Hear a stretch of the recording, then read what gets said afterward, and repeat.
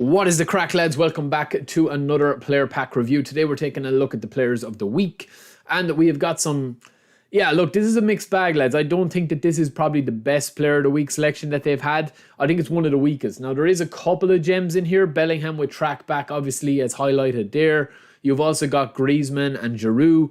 Giroud has got super sub, as he does on most of his cards. And then you've got Weah as well, who has been impressive for the USA this year so far. But yeah, they're missing a lot of players of the week. I don't think that, you know, they could have picked a lot better players for this. I would have liked to have seen a couple of other guys in here, but obviously with licenses issues and stuff like that, it is going to be difficult sometimes to get players in that you possibly might want. So yeah, Weah is an interesting one. We're going to get to him, but we're also going to take a look over on eFootball DB as well, just to check out their standard versions. And I'm going to show you how these kind of track with the standard versions and the players that also have a national team version, such as Bellingham or such as Giroud or Griezmann or whoever we decide to pick. So we've got Bellingham, Christensen, Shaw, Giroud, Nopert, Preciado, who's been very impressive this season, I think, in the World Cup, Saka, Griezmann, Rabiot, Talbi, and Weah. So we are going to start with Weah, who's 89 overall.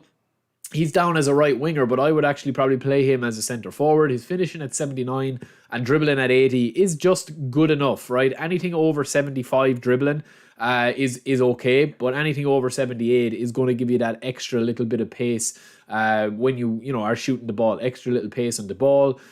He doesn't have massive curl, so you're not going to be finesse shotting. You're just going to be kind of pointing and shooting with this guy running, gunning. He's 88 acceleration, 86 speed. Now, what I like about this guy is he does have super sub.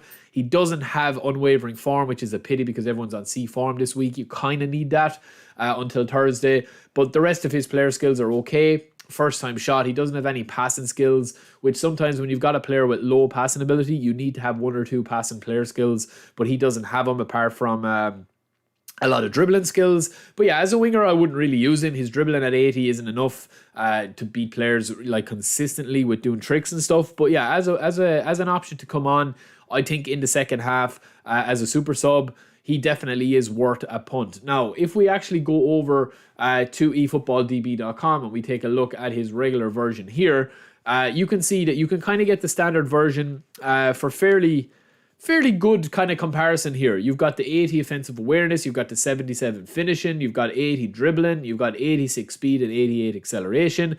The only thing that you're kind of really lacking there between that card and this card is kind of like... the heading ability and his passing ability. That's the only thing that you're really lacking there. You can see here that he's got 73 passing compared to 64 here and 62 lofted. So, you know, that doesn't really bother you too much. He's also listed as a centre forward. That's not going to really bother you too much, I don't think, if you're going to be bringing this guy on as a super sub. You know, that would not bother me in the slightest because, you know, if you have him in good form and he's up on a form arrow, you're going to want to play him. If you don't, then you just don't bring him on. It's as simple as that. We've also got Talbi here, who is a centre back, Tunisia. He's got blocker and he has interception as well as man marking, which is quite decent. He does not have unwavering form, but he is fairly tall, good heading ability, good physical contact, good defensive awareness. Like, he's just a good... average to good centre back. He's not really to shout home about. He does have some brilliant player skills, like the best player skills you could have as a centre back with the height he has. But yeah, he's not going to be replacing your main centre back guys. Rabiot is similar. He's got brilliant stats all across the board. He also does have standard form, but he's got really good player skills. We featured Rabiot before in the French pack, so go and check him out if you want to have a more in-depth look at him. But yeah, he gets around the pitch. I do think there are better box-to-box players than him. I still have to do that video about box-to-box and packing your midfield, depending on what player you want to choose in midfield. Do you want kind of passers or do you want workhorses? It's two very different experiences. But Rabiot is a good player, man. I would definitely play him as a DMF. I wouldn't play him as anchorman. I would use him as kind of a box-to-box chasing, hassling, harrying, everything like that. We've also got Griezmann. Now, Griezmann was released as a French pack. I mean, this is why it's disappointing, because out of these guys here, right, you've got like 6 of these guys that have been released in packs already. So it's kind of, you know, it is kind of a bit like anticlimactic that you're going to be having guys that come on. Now, super sub for Griezmann is huge. and unwavering form is huge. This is a very good card if you do end up spinning for him. His acceleration and speed might let him down on first look, but the rest of his player skills, absolutely quality. I definitely think Griezmann is one of the most underrated and slept on players in the game, definitely. And I will be looking forward to playing with him a little bit more in future videos. We've also got Saka. I mean, Saka does exactly what he says on the tin. He's got pace, he's got dribbling, and he has also got unwavering form and track back, chop turn, and a lot of player skills. So that's all you really need to know about Saka. He can also play left back, which I see a lot of people using him as a left back as well. One touch pass, low lofted pass, boost up his low pass ability.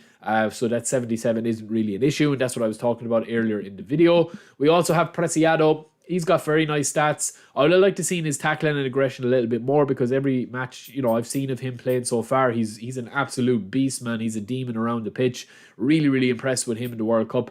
Very good player. Speed, acceleration, stamina, and dribbling, all you need. The only thing that lets him down there, I think, is his defensive awareness and aggression, if you are going to be playing a very defensive fullback style with him, because he is an offensive fullback.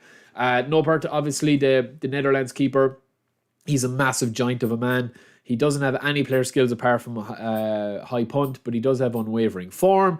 And also he has all the team play style as the rest of them do as well. Physical contact, that's not really an issue unless you are going to be, you know, bringing him out the pitch with runs.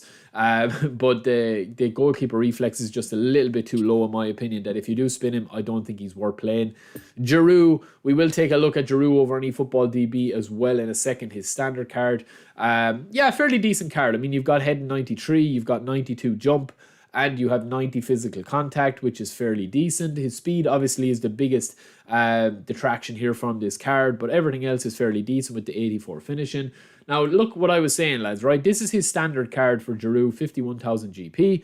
Very similar card, pretty much identical card apart from the low pass and apart from a couple of other stats there, as well as the jump and kick and power and speed and acceleration. But you've got almost an identical card if you don't want to spin this week, but you do want Giroud. Just buy a standard card, man, genuinely. There is also another version of him on the AC Milan card or the French card, which are slightly better and more in line with this player of the week card that we see here. So yeah, he is definitely worth to have. Luke Shaw, again, a run-of-the-mill left back. It doesn't have blistering pace, but has better aggression and tackling. That's what I like to have seen the other guy, Preciado, have, is that aggression at about 80 plus and tackling 80 plus as well. So this card is actually quite better in a lot of ways, but his passing and his lofted passing are beautiful if you are a possession-based player.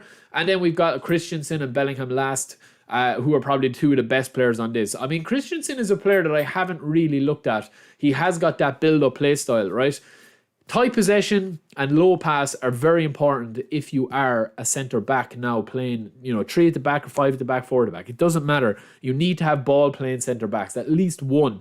If you have 5 at the back, you need at least 2. If you have 4 at the back or 3 at the back, you need at least 1. So I would definitely think this guy is worth looking at. 89 tackling, 89 defensive engagement, 88 awareness, but then 86 jump, 83 low pass, 76 ball control, 77 tight possession. Very unique player.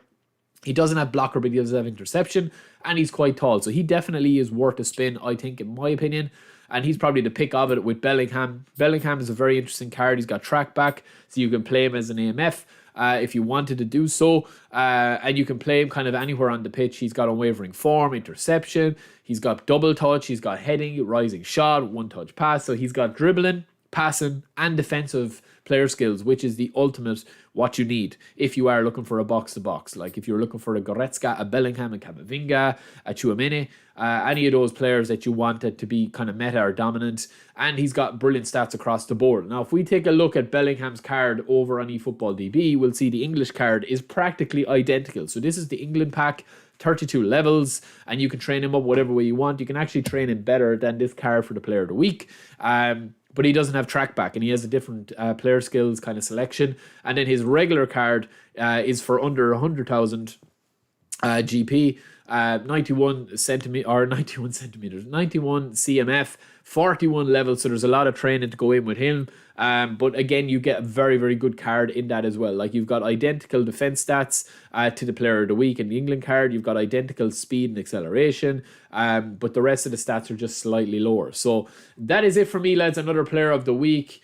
To me, I would probably skip unless you want Bellingham or Christensen if you want to take the gamble with that. There are some good cards in there. I think the two of them are pretty decent. But yeah, let me know what you guys think. You only get 5 remaining of that, so you get 5 spins at that. That they've kind of increased that a little bit. I definitely think if you had 500 coins and you don't have the England pack and you haven't played with Bellingham before, I definitely think he is worth if you were to spin 5 and get him into 5, and I think Christensen would be as well. But the rest of them, I would probably say no, they're probably not. So that's just my opinion, because you should have players. If you are a newcomer, obviously they're always going to be improving your squad. But yeah, if you've been playing for a while, they probably won't. So that is it for me, lads. I'll be back quite soon. Peace.